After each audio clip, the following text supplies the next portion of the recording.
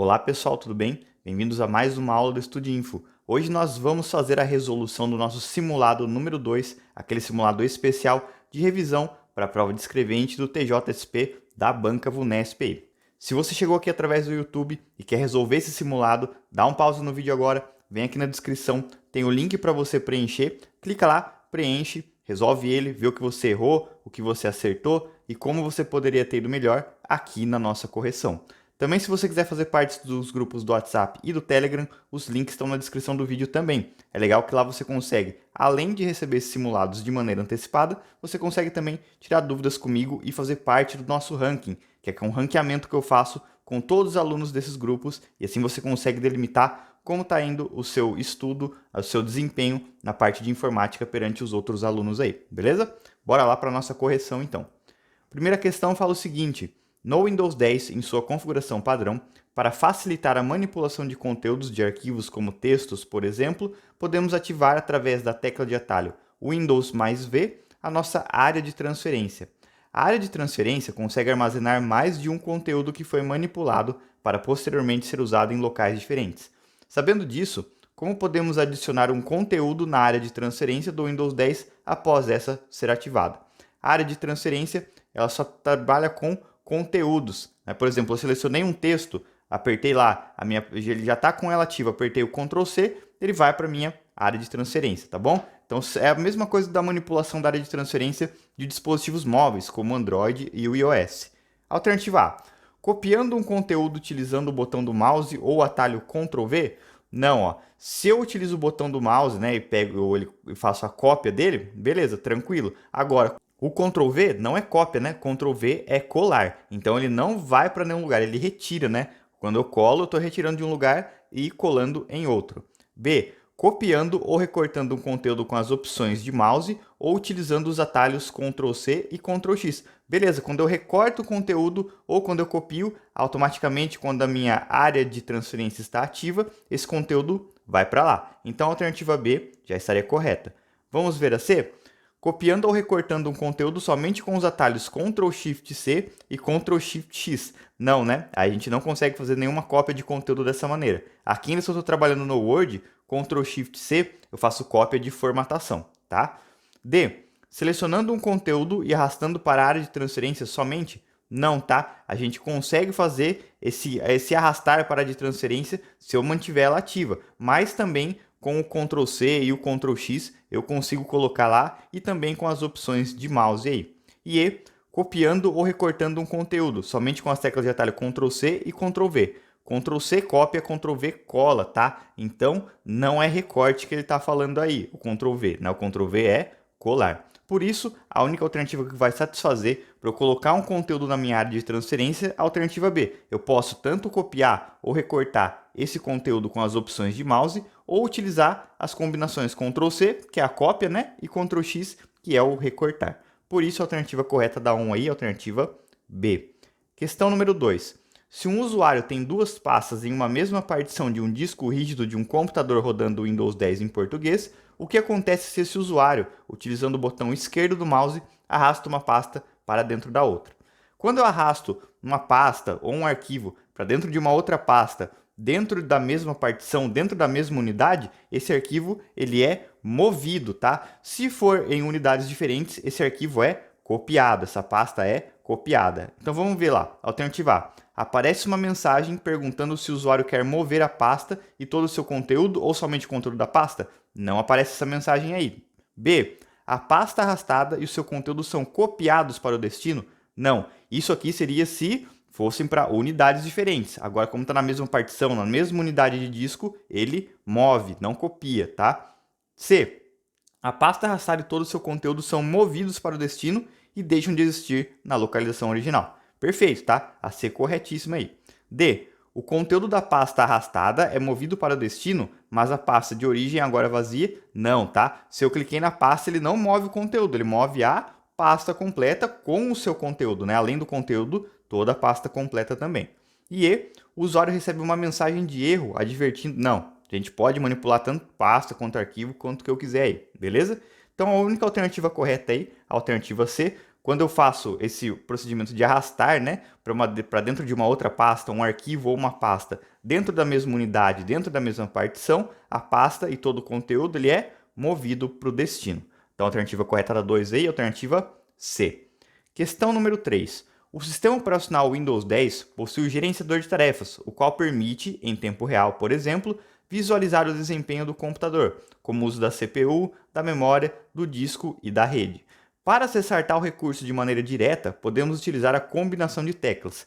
Qual é o meu atalho, então, a minha combinação de teclas para acessar de maneira direta o meu gerenciador de tarefas? Alternativa A, Windows T. Windows T, o T vem de Taskbar. Ele vai acionar a minha barra de tarefas. Ele vai lá para o meu primeiro aplicativo da barra de tarefas, tá? Não é o gerenciador de tarefas, barra de tarefas. São coisas diferentes.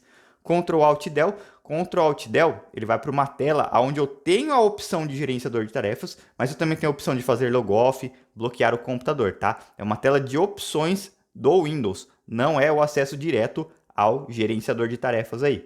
C, Ctrl Shift Del, não tem ação. D, Ctrl Shift ESC, aí sim, ó. Ctrl Shift ESC, acesso direto ao meu gerenciador de tarefas. Se você não sabe as teclas de atalho do Windows, tem aqui uma aula e no meu resumo de informática aqui para o TJSP também tem falando sobre essas teclas de atalho aí. É muito importante a gente saber o que cada uma delas fazem aí. E E, Windows mais G, G vem de Game Bar, a minha parte de gravação de tela lá, tá bom? É do Xbox Game Bar, beleza? Então, ó, a alternativa correta aí da 3, a nossa alternativa D, Ctrl Shift ESC. Aqui ele tenta lubridiar, né? O Windows T, o T vem de gerenciador de tarefas? Não, é de barra de tarefas. G vem de gerenciador, né? Não, o Windows G vem da minha parte de gravação, tá? Do Xbox Game Bar, beleza? Então, a alternativa correta da 3 aí, alternativa D.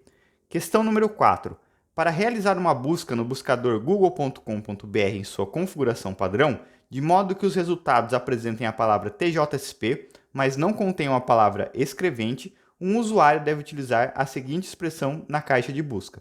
Alternativa A, escrevente menos TJSP. Aqui é o processo inverso, né? Se ele coloca lá escrevente e menos TJSP, ele vai buscar todo o texto escrevente, só que vai retirar os que contiverem TJSP. B, TJSP menos escrevente. Beleza, né? Ele vai procurar pela palavra TJSP, o professor, mas tá em minúsculo. Ele não faz diferenciação, tá? Na parte de busca do Google lá. Menos escrevente. Então, ele vai retornar tudo que apresente a palavra TJSP e retirando a palavra escrevente, tá? Então, a B já está correta. C, escrevente, entre parênteses TJSP. Ele vai pesquisar esse termo aí, escrevente, entre parênteses TJSP. TJSP, escrevente, mesma coisa que a C, a gente só mudou a ordem.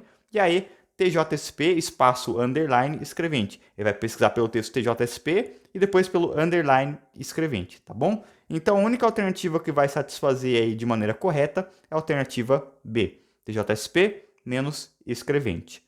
Questão número 5. Um usuário que navega na internet identifica que está utilizando um protocolo de transferência de hipertexto considerado não seguro para visitar um sítio em função do seguinte prefixo na URL desse sítio. Qual que é o meu protocolo de transferência de hipertexto não seguro? Alternativa A, HTTP, protocolo de transferência de hipertexto, Hypertext Transfer Protocol, né? É a sigla do meu HTTP, é um protocolo comum, sem segurança. Quando eu sei que ele é seguro? Quando ele vem com um S na frente, né? Que é a alternativa D, HTTPS, protocolo de transferência de hipertexto secure, seguro, tá bom? B, URL não é protocolo, né? O URL é o meu endereço, é o meu localizador padrão. URLS a gente não tem. HTTPS, protocolo de navegação seguro. E aí, FTPS, aí é o File Transfer Protocol Secure, protocolo de transferências de arquivo seguro, tá bom? Existe sim o FTPS aí, beleza? Então, a alternativa correta da 5 aí, alternativa A, HTTP, protocolo de transferência de hipertexto comum, ou seja, não é considerado seguro aí. Questão número 6. Considere o seguinte endereço: https://www.tjsp.jus.br. Ao acessar esse endereço, um usuário estará acessando uma página. Alternativa A, sem recurso de criptografia? Não, né? Que quando a gente já fala aqui em HTTPS, ele já pega e demonstra para mim que ele tem um protocolo seguro. A segurança envolve sim criptografia. Correio eletrônico? Não, tá? Que utiliza criptografia? Beleza, né? Aí sim, ó, HTTPS, a principal função da segurança do protocolo HTTP é uma camada de criptografia feita pelo TLS ou pelo SSL, beleza? D, com padrão incorreto? Não, tá certinho ele ali. E E falsa? Pois não, tá correta também, de maneira ok aí a minha URL. Então, a alternativa correta aí da 6, a alternativa C. HTTPS vem de protocolo de navegação seguro que utiliza criptografia, beleza? Questão número 7. A planilha a seguir foi elaborada por meio do Excel 365 em sua configuração padrão, para registrar mensalmente a quantidade de casos de um tipo específico de atendimento. O valor exibido na célula A7, após essa ser preenchida com a fórmula igual média de B2 e B6, será, olha a sacanagem aqui dessa questão, né? Ele coloca lá igual média de B2 e B6. Então é de um e outro, tá? Aqui, ó, ele vai pegar o conteúdo da minha célula B2 e o conteúdo da minha célula B6, tá? Ele não tá pegando o intervalo, porque é ponto e vírgula. Ele pegaria o intervalo se fosse 2 pontos, aí seria o até, mas aqui ele pegou entre um e outro. Como eu faço a média entre dois valores, eu somo os dois valores e divido por 2. Então, vou somar 8 com 24, a gente tem 32. 32 dividido por 2 vai dar 16. Então, o resultado da minha média de B2 e B6, ou seja, de 8 e 24, é o valor 16, alternativa A. Beleza? Porque a gente chegou no 16 aí, não é até, tá? Ponto e vírgula e, um e outro. Questão número 8 aí. No Microsoft Excel 365 em português e na sua configuração padrão, elaborou-se a seguinte planilha, contendo as atividades a serem desenvolvidas em uma empresa, as descrições dessas atividades e o responsável por cada atividade. Beleza. Deseja-se inserir na célula D2 uma fórmula que junte os conteúdos das células B2 e C2, que devem ficar separados pelo caractere menos, né, ou tracinho aí, gerando o seguinte resultado em D2. Planejamento, André. A fórmula que se inserida na célula D2 produz esse resultado é alternativa A. Aqui, ó, então é a união, né? Ele está juntando o conteúdo de B2 com o tracinho com o C2. Então, eu tenho que juntar tudo isso daqui dentro de uma função. Qual função que vai permitir com que eu faça a união, com que eu junte? É o concatenar, tá? Concatenar a gente pode escrever igual concatenar ou utilizar o e comercial, beleza? Aqui no caso, ó, a gente tem a alternativa A, concatenar, beleza, né? Concatenar tá certo a função. Vou juntar o B2 e o tracinho, né? E o C2. Ela não funciona, tá? Porque eu já estou utilizando o concatenar. Então, se eu utilizar o concatenar e colocar aqui esses dois e-comerciais para fazerem a junção, ele dá erro. Se eu utilizasse somente um e-comercial, ele funcionaria, tá? Mas é mais comum a gente utilizar o ponto e vírgula para ir unindo aqui os conteúdos, tá? Aí ele funcionaria. E no caso, aí se eu estou utilizando o ponto e vírgula aqui, eu teria que colocar, entre aspas, duplas o tracinho. Por isso que esse concatenar da A não funciona, pelo excesso de informações redundantes que eu tenho na minha função. B, unir B2 e o tracinho e C2. Aqui funcionaria se essa função unir existisse, né? Só que ela não existe. Se fosse o concatenar no lugar do unir, estaria certinho, tá? Mas aqui a função não existe. Soma C não é, né? Eu vou somar alguma coisa com outra. Soma também não. E o concatenar B2 e comercial tracinho C2. Esse aqui funciona, tá? Porque ele está juntando o conteúdo do B2 com o tracinho e o C2. Aqui ele já entende como separador, tá? Ele funciona dessa maneira aqui. Não é muito usual a gente pegar, mas ele funciona, tá? O Excel permite com que a gente faça essa operação. Agora, se eu colocar outro e-comercial, que é o caso aqui, que eu tenho na alternativa A, ele não funciona, tá? Ele permite com que eu coloque o e-comercial para separar as células e os caracteres aí. Ele não permite que eu coloque um outro, tá? Então, eu tenho que colocar o separador, daí eu utilizei ali o meu tracinho, ele já vem, opa, vou juntar com o tracinho C2. Aí ele entende que seria um menos C2, é menos, ele não interpreta que é um número, ele não interpreta que é um texto, é menos conteúdo daquela célula. Então, estou juntando o que eu tenho dentro de B2 e menos o que eu tenho dentro da outra célula, tá? Então, eu já coloco o tracinho na frente ali de maneira automática, por isso que ele vai funcionar. Portanto, a alternativa correta da 8 aí, alternativa E. Questão número 9. a seguinte planilha foi editada no Excel 365. Belezinha. Posteriormente, foi digitada na célula C4 a seguinte fórmula: soma Cs de A1 até A3, C de B1 até B3 eu tiver valores iguais a 1, e C de C1 até C3 tiver valores menores ou iguais a 3. O resultado apresentado em C4 é... Ele quer saber, então, qual a resolução, né? Qual o retorno dessa minha função soma Cs. Soma Cs eu estou somando de acordo com um ou mais critérios. Então, ó, como que é a sintaxe, como que é a escrita da soma Cs? Ela vai funcionar da seguinte maneira, ó. Primeiro, é o meu intervalo de soma, ponto e vírgula, o meu critério, tá? Aí aqui, ó, o que vai satisfazer o meu critério. Outro ponto e vírgula, o meu outro critério, né? Meu intervalo de busca e o meu critério. Basicamente como se fosse uma função C comum, né? É meu intervalo e a minha busca. Intervalo e busca, ou intervalo e critério, tá? Intervalo, critério, ponto e vírgula, intervalo, critério. Então, ó, meu intervalo de soma, então vou somar os conteúdos aqui desse intervalo, de acordo com o meu critério 1, né? Meu intervalo aqui, 1, critério 1, intervalo 2, critério 2, tá? Então, é assim que é a minha sintaxe do soma Cs. Sempre primeiro, intervalo de soma, busca 1, busca 2, tá bom? Vamos lá, então. Como a gente já delimitou aqui quem é quem, né? Então, ó, sempre aqui, ó, na busca, tá? Ele tem que vir um intervalo e o critério, tá? É intervalo, critério. Aí, se eu colocar outro ponto e vírgula, aí ele vai para um outro intervalo, ponto e vírgula, o outro critério de acordo com esse intervalo, tá? Sempre assim separado, beleza? Vamos lá, então. Vou somar de A1 até A3. De A1 até A3 é esse meu intervalo aqui, né? Vou colocar aqui delimitadinho pra gente. Vou somar eles. C de B1 até B3. De B1 até B3 é esse meu intervalo. Eu tiver valores que são iguais a 1. Beleza. E, ao mesmo tempo, eu tenho que ir lá de C1 até C3, tenho que ter valores menores ou iguais a 3, tá? Então, vamos colocar aqui, ó, de C1 até C3, tem que ser menor ou igual a 3. Beleza? Então vamos lá, ó. O meu primeiro critério aí. De B1 até B3 tem que ser igual a 1. 2 é igual a 1? Não. Menos 2, né? É igual a 1? Não. 5 é igual a 1? Também não. 1 é igual a 1? Beleza. Então aqui, ó, esse entra aqui na minha soma. Depois o meu outro critério, de C1 até C3, menor ou igual a 3. 3 é menor ou igual a 3? É, então ele entra na minha soma, né? O 6 não entra e o menos 1 entra. E beleza, tá?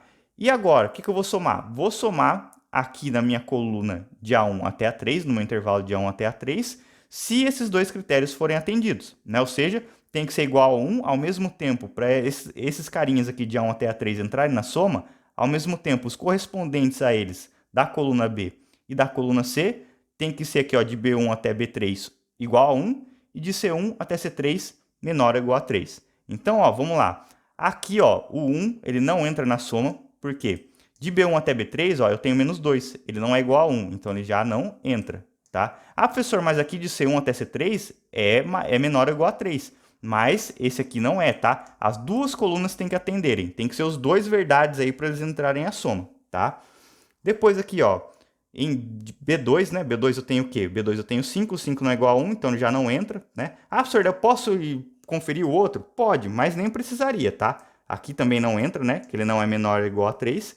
E aqui, ó, 1 é igual a 1? É, então ele entra na soma, né? O B3 aqui, ele vai satisfazer o meu critério 1. E meu critério 2, de C1 até C3, menor ou igual a 3. Menos 1 é menor ou igual a 3. Então, se os dois atenderem, o 0 entra na soma, tá? Qual que vai ficar a minha soma, então? Só vou somar o valor 0.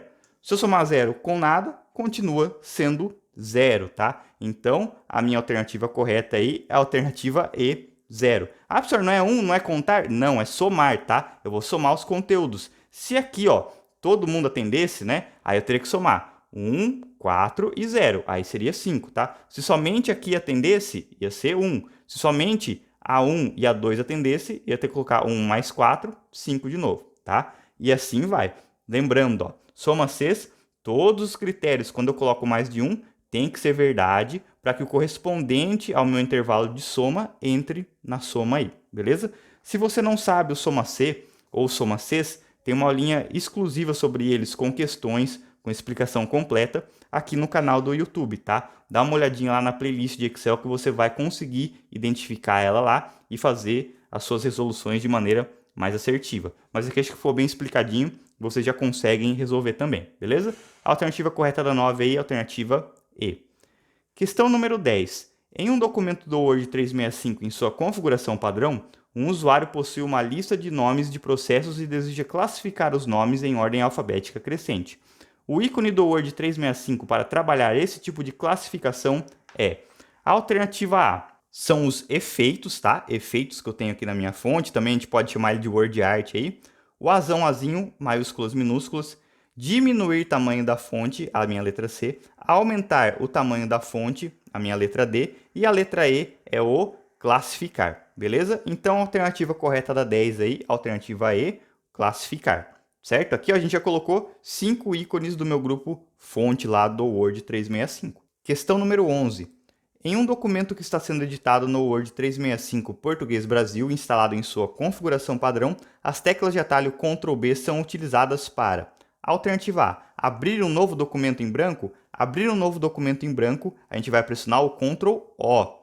B, abrir um documento existente. Ctrl A de abrir o documento existente. C, colocar uma palavra em negrito. Ctrl N. Aí você fala, professor, mas Ctrl B na versão em inglês é o B de bold, negrito. É, só que aqui a gente está trabalhando na versão português do Brasil, tá? Cuidado. Se você também conhece os outros aplicativos, como por exemplo, você conhece o Writer do LibreOffice, é Ctrl B, né? Mas aqui a gente está falando de Microsoft Office Word. Lembrando, as teclas de atalho tendem a ser relativas a alguma palavra do português. D, salvar o documento? Beleza. Ô, professor, mas você não falou que era relativo a alguma palavra do português? Algumas sim, outras não dão certo, porque o Ctrl S, que seria S de salvar, a gente já utiliza ele pro sublinhado, tá? Então, sobrou o Ctrl B para a gente salvar. E a alternativa E, buscar um texto dentro do documento. Buscar um texto dentro do documento é a mesma coisa que localizar. Aí é Ctrl L de localizar, beleza? Aí, ó, tá vendo a palavrinha do português? Veio à tona de novo aí. Então, a alternativa correta da 11 aí, Ctrl B é utilizado para salvar o documento. Questão número 12. Um e-mail foi preparado com os seguintes parâmetros: de carlos@domínio.net para maria@domínio.net, com cópia para joão@domínio.net, com cópia oculta para alberto@domínio.net e o assunto é augusto@domínio.net. A quantidade de destinatários que deverão receber o referido e-mail é... Então, ó, destinatários, quem que vai receber esse e-mail? O Carlos foi quem enviou, né? Então, estou aqui ó, com o Carlos, né? Carlos é quem envia o meu e-mail para Maria. Então, a Maria recebeu, tá? Carlos enviou, Maria recebeu. Com cópia para o João também recebe. Com cópia oculta para o Alberto também recebe. Ô, professor, mas ele está com cópia oculta. Recebe, tá? Aqui, ó, a Maria e o João não vão ver o Alberto, mas ele recebe o e-mail. E o Augusto é assunto, tá? Não faz parte lá dos campos de e-mail. Então, esse carinha aqui não é um destinatário. Portanto, nós temos aí 3 destinatários. A alternativa correta, então, alternativa C. Questão número 13. No que se refere à computação em nuvem e a ferramentas com base nesse modelo, como o Microsoft OneDrive, assinale a alternativa correta. Documentos armazenados em nuvem podem ser visualizados em computadores, desktop e laptops, mas não em celulares. A gente consegue, sim, fazer a visualização de maneira tranquila em celulares, tá? A gente consegue aí porque nuvem, basicamente, ela é multiplataforma. Qualquer dispositivo com acesso à internet consegue acessar documentos dela aí. B. Ferramentas em nuvem permitem que mais de um usuário edite o mesmo documento, mas nunca simultaneamente? Errado, né? A gente pode sim fazer a edição de maneira simultânea e é muito comum a gente utilizar isso em ambientes de trabalho. C. Uma desvantagem da computação em nuvem é que os arquivos ficam disponíveis em servidores na internet, podendo ser acessados livremente por qualquer pessoa. Não, tá? Somente quem tem acesso aos arquivos, não são arquivos públicos. A nuvem, ela é particular. Se você compartilha seus arquivos, suas pastas em nuvem, aí sim você pode torná-la pública ou com acesso restrito a um grupo de pessoas, tá? Mas, por padrão, a nuvem é particular. D. Ferramentas em nuvem podem permitir o download de documentos para visualização posterior? Fechou, tá? Podemos fazer isso de maneira totalmente correta aí. Ferramentas em nuvem permitem compartilhar documentos exclusivamente por meio de... Não, a gente pode compartilhar através de links também. A gente consegue enviar links, a gente consegue também convidar pessoas para trabalharem aí na nossa parte, de documentos aí ou arquivos, tá? De maneira sem precisar anexar eles em e-mail, tá? A gente pode fazer de maneira em tempo real ali dentro do próprio armazenamento em nuvem. Então, a alternativa correta da 13 aí, alternativa D. 14.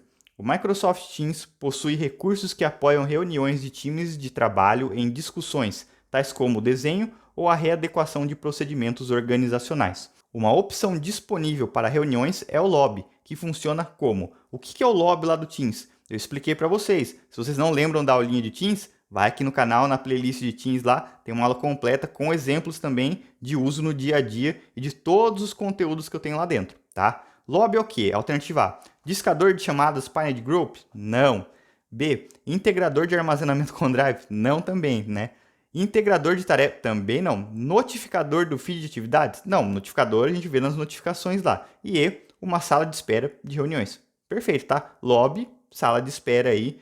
Quando a gente tem outros aplicativos, como por exemplo o Zoom, ele também existe o Lobby, né? O Meet a gente também tem uma sala de espera, que é aquela sala de entrada. No Meet, ele também existe essa sala de espera de reuniões aí. Então, a alternativa correta da 14 aí, alternativa E.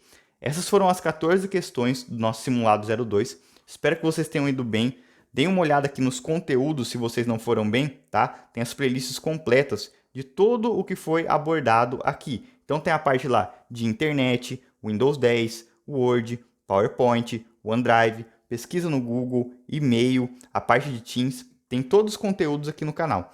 Se você gosta de estudar através de mapas mentais, através de PDFs ou questões, todos esses conteúdos meus estão com uma promoção muito legal para você que faz parte do nosso canal e dos grupos do WhatsApp e do Telegram. Os links para vocês fazerem a aquisição tanto dos slides em PDF, que são mais de 190, mais de 250 questões, com mais de 15 simulados, e também os mapas mentais resumidos do TJSP, que está bem bacana, que eles são interativos e está um resumo bem explicadinho para vocês lá, estão aqui na descrição do vídeo. É só você ir lá e clicar, que cada um deles estão com as promoções já aplicadas para vocês que são assinantes do canal e fazem parte dos nossos grupos do WhatsApp e do Telegram. Vejo vocês na próxima aula, nos nossos grupos do WhatsApp e do Telegram. Se você gostou do conteúdo, deixa aqui nos comentários. Quer pedir alguma coisa diferente, também coloca nos comentários. Deixa seu joinha, compartilha com os amigos, se inscreve no canal que ajuda bastante. Bons estudos e bora gabaritar informática!